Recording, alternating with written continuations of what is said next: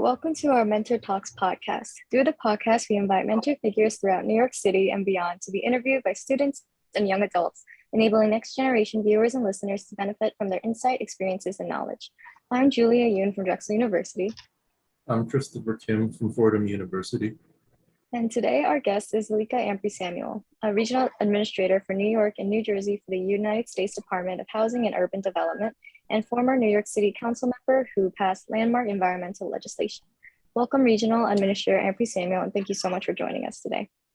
Thank you for having me, Julia and Christopher. Of course. Of course.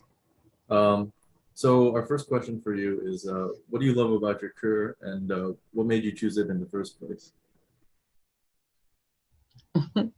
So as the regional administrator of HUD, I have the pleasure and honor to represent the President of the United States and Secretary Marsha Fudge of HUD in my hometown in New York. So I represent the states of New York and New Jersey. And so I love the job that I have because it involves just helping people in whatever housing situations they have, as well as helping to build community. So it's a dream job for me, and it kind of chose me. And so if for your education for it, how did your undergraduate and, if applicable, graduate education prepare you for your career? So it's a pleasure to be talking and being interviewed by college students. And I'll first say that when I went off to school, I thought I was going to be a medical doctor. And I am totally not a medical doctor today.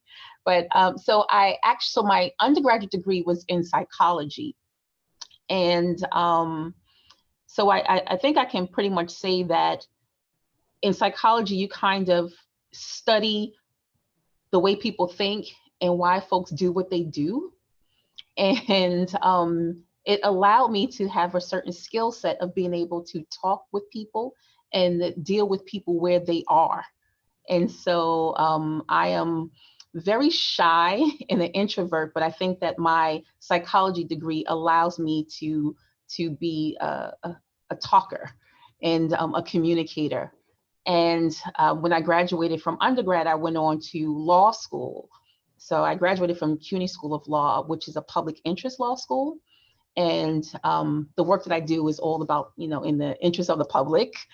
And so I decided to go to law school in order to be able to affect change in policy and understand the language of the law. And so the work that I do is clearly tied to policy, legislation, public interest, and being able to communicate to people, but also be able to communicate on behalf of people. So it all works together. Yeah, it's really cool. So would you say you would recommend psychology majors or like classes for students who would want to pursue your same path? You know what's interesting? When you're in this world, in this field of housing and urban development, working in the community, you can have your undergraduate degree can be in almost anything. You can be a nurse and decide that you want to continue to work with families in a housing setting. So it could be psychology, it could be education, it could be engineering. It really doesn't, I don't think it really matters because at HUD, we have a little bit of everyone working here because there's so many different parts of the organization. And the work that I do, I think that you can have any background. It's just about caring for people.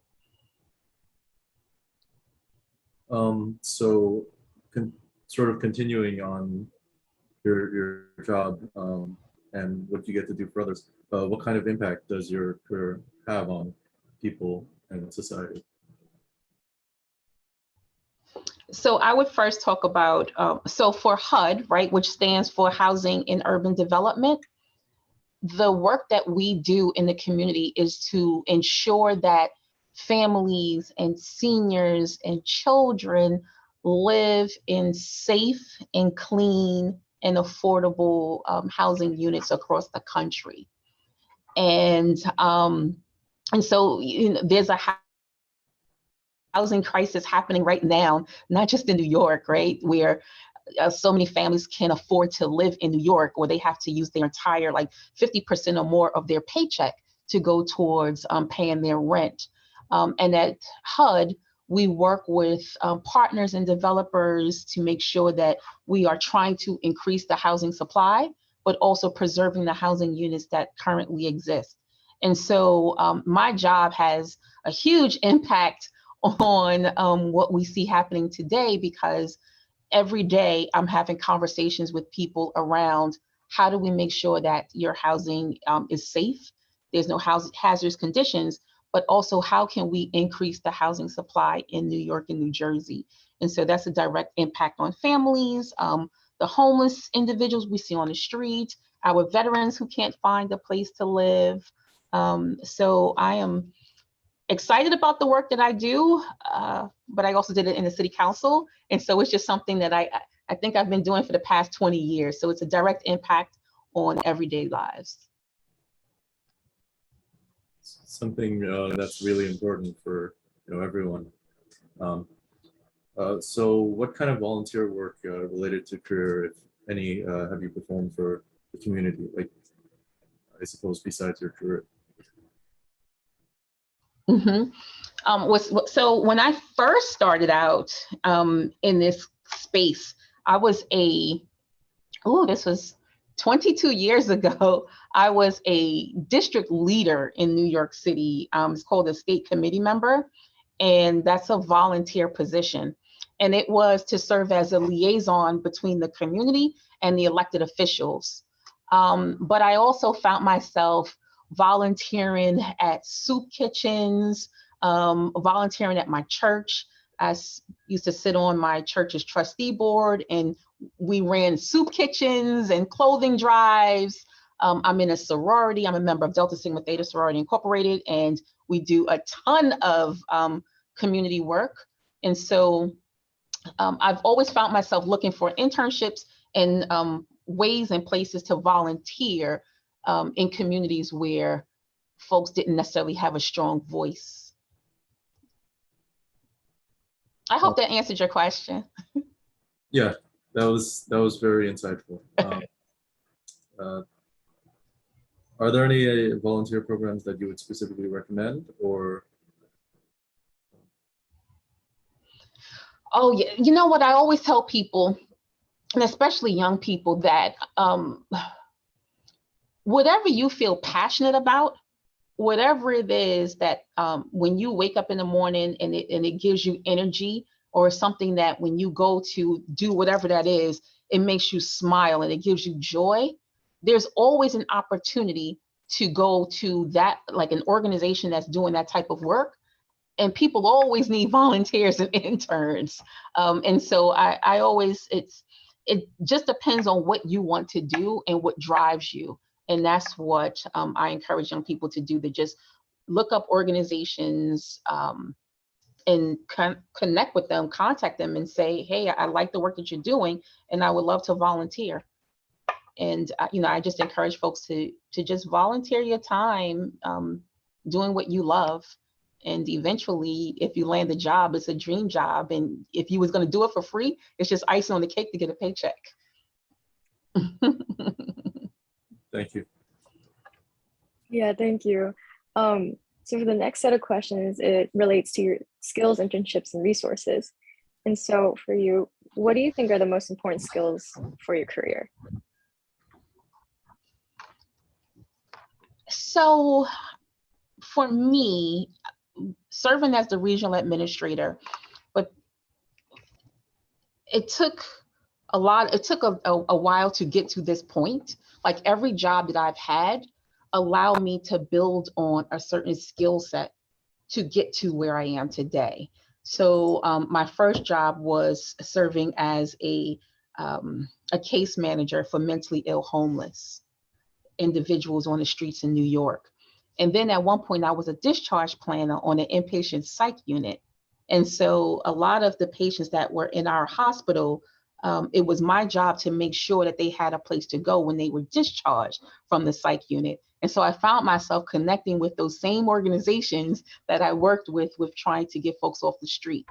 And then I also worked for a supportive housing organization to make sure that when we found someone who was homeless and they were ready to be housed, they had the support systems in place where they lived to make sure to help them stay in that unit and don't go back to becoming homeless again.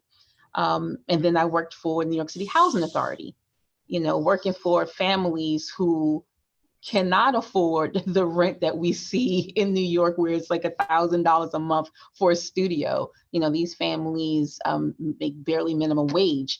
And so working with the housing authority to help those families be able to stay in their apartments as well. So all those different jobs that I had, there was a connection to HUD in some kind of way. HUD monitors or has oversight jurisdiction over these different organizations or provide them funding. And so I really believe that everything that I've done in the past has prepared me to be where I am today. And one last thing, when I went to law school, I didn't go to law school to necessarily practice the traditional law in the courtroom. I went to law school in order to be able to affect or have a direct impact on policy and legislation related to housing and social services.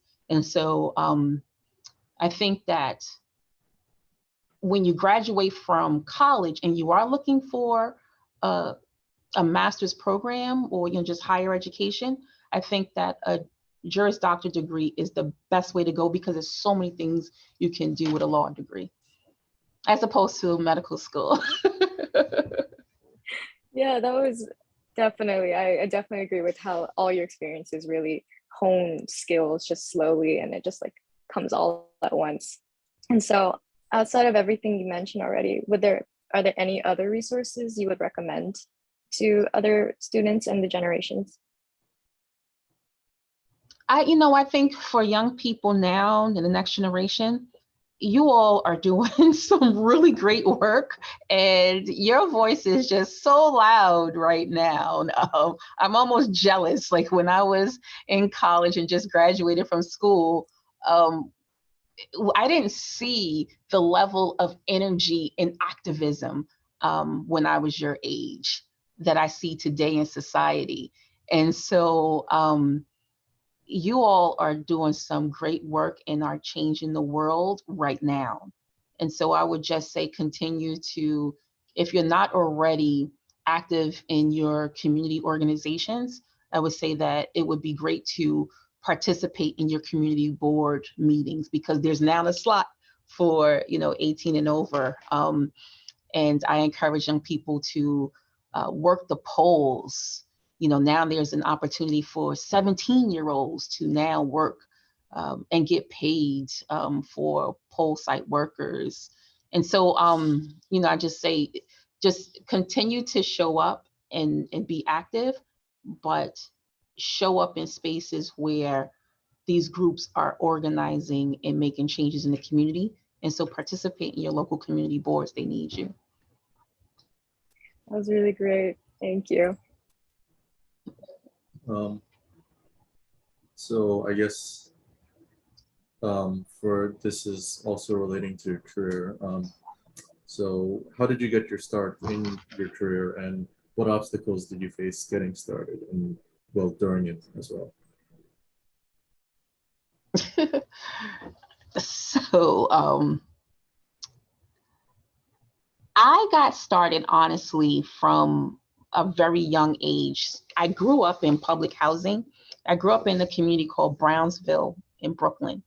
And Brownsville is one of those communities with the highest rates of everything, highest rate of unemployment, highest rate of families who receive social services, the highest rate of families going into the shelter system came from my zip code, the highest rate of gun violence, you name it, we have it in my community. And, but I had a mom who just worked hard every single day and pushed for me to do something different. And And my father was also a heroin addict, and he died of a heroin overdose when I was a teenager. He lived in a house with me, and I used to see him laid out on the floor with needles and everything. And so I knew that I wanted to do, my mother wanted me to do something different. And I knew when my father died that I no longer wanted to be in a home environment with a bunch of dysfunction and chaos. And so what can I do to change my life and my trajectory? And so education was the answer, but not just change what was happening in my life, but I didn't want other people to have that same feeling of disappointment and like hurt. And so I knew that I wanted to do something that would help other people in my community to do more and do better. And so the start for me was young, because I knew that I needed to change my life and my family's life. And growing up Black and poor and a woman is always difficult. There's always going to be obstacles and hurdles and everything else. But I constantly use those challenges as a way to continue to push me. And so, and even in this career, and I'll end there with this, but when I first ran for office, I was told that my name was too long and too ethnic, and that I needed to cut my hair. And so I said, I'm not going to do that. And my name is what it is. And I just continued to push forward. And I did get elected eventually, right? And I didn't cut my hair. I kept my hair natural. And I'm glad I did. But there were a lot of obstacles and people telling me that I won't do it, can't do it, will never get to it. And now I'm able to be the face, you know, for other young women to see themselves. And I guess on that note, and on the flip side as well, what was the single biggest factor in achieving the success in your field? Besides winning my election, right? When I ran for city council and getting some really cool legislation passed, right? Some groundbreaking legislation. But I think the best thing about my career is, one, having a presidential appointment, right? The fact that President Biden appointed me to be the regional administrator of HUD, but for the people in Brownsville who live in public housing to know that Alicka, who lived in Marcus Garvey houses, is now the regional administrator of HUD. And so the part of it all is for me to be in a position to help the little Alicka Amprys of the world. That's the best part of my job. The fact that I'm still in this space and in this field that I'm so passionate about. And I have the stamp of approval from the President of the United States to do it. Well, I was about to ask what is the best thing about your career, but it looks like you already answered that. So I guess, what would you say is the worst thing about your career then? Oh, the worst thing is the fact that there's so much need in the world. There's so many people that are homeless, right? There's a number of, I think, 520,000 people sleep that are without a home every single night in the country. And I'm in this position to make sure that people live in safe and clean, you know, affordable housing, and we're doing our best to increase the housing supply. But the worst part of my job is we won't be able to make sure that everyone is housed by tomorrow. You know, when I go to bed at night in my house, I know that there are children that are sleeping in cars or sleeping in a tent, right? And seniors and our veterans, and they shouldn't be. And so the worst part of it is that I can't change everything. You can't do it all. That's the worst part of my job, because I see it. I see the hurt and pain. I can do a little bit, but I won't be able to do everything. That's the worst part. Where do you see your field going in 5 or 10 years?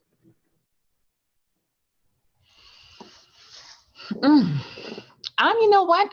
I have a lot of hope and faith in the next generation.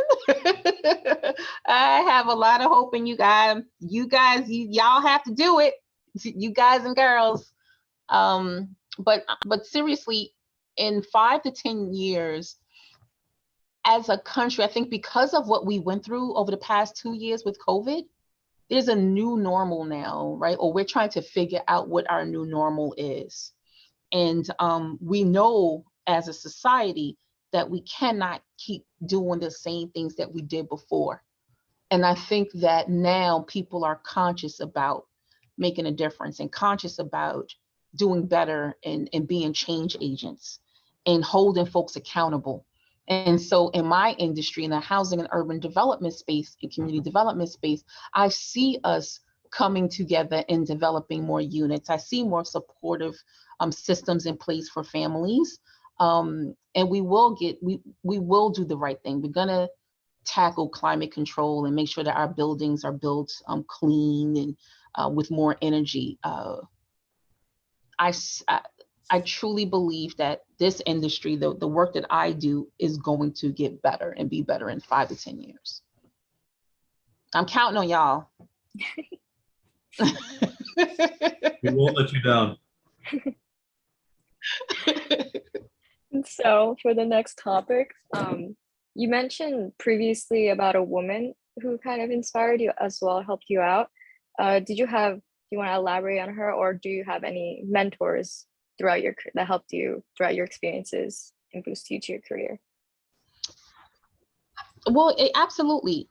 So I was part of a mentoring program called Student Sponsor Partners, SPP, and SSP.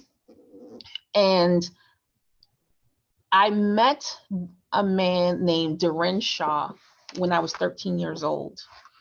My family was connected to a foster care agency. My mom was kinship, and we had social services in the home. And I filled out an application and was accepted into this student sponsor program and was connected with a mentor. And this man, I was able to go to a private high school. I went to St. Michael Academy for Girls, and all my tuition and expenses were paid for. And we had to meet once a month. And Duran Shaw has been a part of my life since I was 13 years old. He was at Morgan Stanley at the time, and now he is he's a chairman of global technologies for Citigroup. And no one would ever know that I had this amazing person in my life. And he's been there since I was 13 and has supported me every step of the way. And I know that I am the person that I am today because of that mentoring program. Mm-hmm.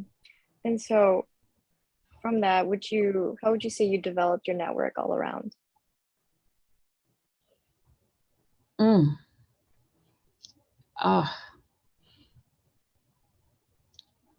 Maybe it's because of my degree in psychology, right? But I make friends without a problem, friends and associates, and I see the world as connected. So every job that I've had has led me to my next position somewhere. And all of those folks who I met along the way, we continue to stay in contact because they provide a service to a certain group of people. And so I always want to make sure that when I'm meeting someone, I'm connecting them to someone else along the way, because we're just all connected as human beings, right? And so my network over the years has just continued to expand because it's just all part of this whole big world of social services and and being a voice for the voiceless. And you just don't forget where you come from, right? And so that's not just about where you was born and raised, but the last job that you had. And I just have an expansive network of people because I've always put myself in positions where I worked with amazing folks. And so it's we're like just friends for life. Mm-hmm. Yeah, and so outside of those people, was there anyone you modeled your career after?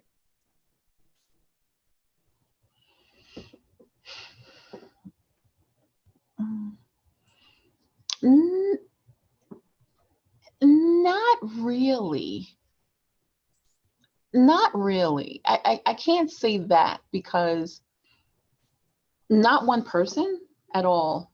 But so many people that I've met along the way has poured into who I am. And I take a little bit of who they are with me, right? Like, so Congresswoman Yvette Clarke, who was my congresswoman in my old, where I grew up.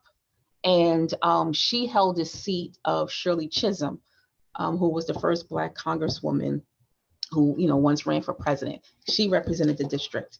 And so, just seeing how she worked, her work ethic and her care and passion for her community is a part of me. But also Tish James is a dear friend of mine. She's a mentor of mine. I talk to her all the time. Just seeing the work that she does and how she's fearless when it comes to being a legal representation of community and the state. And I take a little bit of her with me where I go, right? So it's so many people have done so many great things, and I just take a little bit of the best parts of them, learn from it, and continue to do what I do in my way. Yeah, that's very good enough. So for our last round of questions, it's mostly reflections. So did you ever have any doubts about your choice of career? Of course. You get tired after a while trying to help people every single day. At one point, I decided that I am done. I am done with social services. I am done with trying to help people. And I decided to leave New York, and I took a job with AOL. I'm going to go into technology. And I went into the legal department at AOL. This was at the height of America Online. In fact, before Google became so that was like, now you can just Google it, right? Before it was do an AOL search. I worked at AOL in there. I did copyright, rights and clearances, and I was so bored with all of the cool stuff at the company. I just decided I cannot do this anymore. And so after about a year, 8 months, almost 2 years, I came back to New York, went right back to working in the community. And so, so at one point I did have doubts because I felt that because I couldn't do it all and I wanted to do it all, I took it personal and felt that it was a waste of my time. And so, but I realized at AOL that there was just more to life than what I was doing there. And I needed to go back home. So I went back home. Well, since you did end up going back, what continues to motivate you in your career? So there's a lot of naysayers, especially on Twitter. That's why I don't like Twitter. So I don't get into arguments on Twitter. But what motivates me is just when I'm walking down the street and someone, just says, hey, how's it going? I want you to know I just got an apartment last week. Thank you so much for helping me with that application or pointing me in the right direction. And so it's just the little things that that motivate me every single day. But the biggest motivating fact, like I'm a mom, I have a teenage son, and he motivates me when I see him every single day. But the biggest motivating factor is I remember when I came home and my father was laid out on the floor. I remember that. It's a visual that I would never be able to forget. And so that memory motivates me every single day. On a different note, where do you see yourself in 5 years or in 10 years? Whew. Well, I tell you what, I don't. Right now, I live day to day because we had a lot of tragedy over the past 2 years. And so every day I wake up and I'm excited about my chance to do more in the world the next day.